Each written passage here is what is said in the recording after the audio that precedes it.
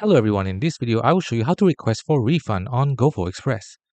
First, contact the original sender of the package. As Gofo is a third-party delivery service and does not handle refunds directly, you should also report the issue to Gofo and provide them with relevant information, such as tracking numbers, photos of damaged items, or proof of non-delivery like Ring camera footage. First, go to the Contact Us option as you can see right here, and you scroll down and you can select the region in which you can call to issue for a refund. You can even email them, as you can see right here. Once you've located their email, you will then need to send a refund request, indicating your tracking number, 2 photos of the damaged item with one showing the shipping label and the other clearly showing the damage, and your contact information.